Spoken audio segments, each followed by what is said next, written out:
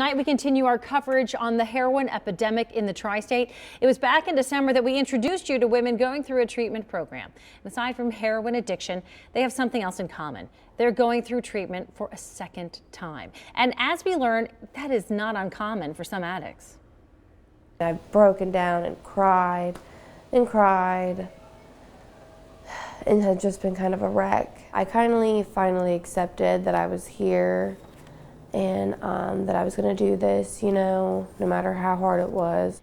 That woman you just heard from is Rachel Thomas. She is getting help at the Brighton Recovery Center in Florence, and I'm thrilled to be joined now by the director of the Brighton Recovery Center, Anita Prater. Anita, thanks for coming in today. Thank you for having me. It is so not uncommon. Why? Why is it not uncommon for these folks to be coming back, maybe not just once or twice, more than that? It's not uncommon because it's such a complicated disease that people don't understand.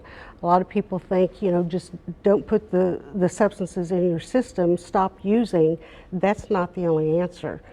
People have to change the way of thinking, they have to change their behavior, their friends.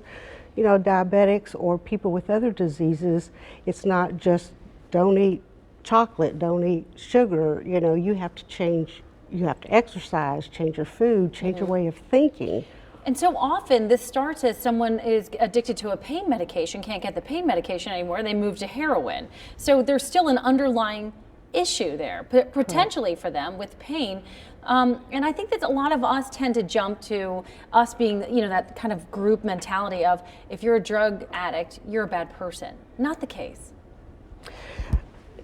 People who are drug addicts often do bad things to get their substances, or their mindset gets changed about how they feel about themselves. They don't want to grow up to be addicts, but when they see how it affects their relationships with their kids or other people, they turn that inward and they feel bad and they do bad things, and so people just assume they're bad people. That's not true. Oftentimes, let's say you're a recovering addict and you're working through some emotions and something that I could handle well, they cannot handle well. Why is that? Why are they more tender to some degree?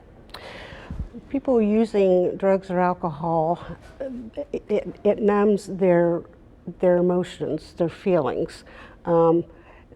Their development is arrested at the age they begin to use on a regular basis. Really? And so it numbs their feelings.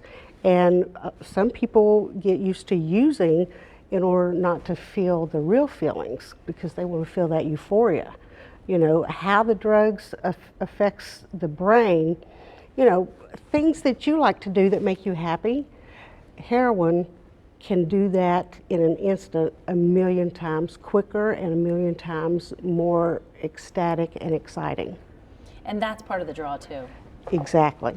So what would you want those folks sitting at home watching this, people who don't have a connection to heroin, don't entirely understand it, what do you want us to know? So many things. It's very devastating, but it can be dealt with. I think compassion for the people who truly are trying to get better. There are just so many men and women who are trying to get better but have so many barriers to recovery. And just stop using is not just the only answer. It's not. Anita Prater from the Brighton Recovery Center, thanks so much for the work that you're doing and for coming in tonight. Thanks for having me.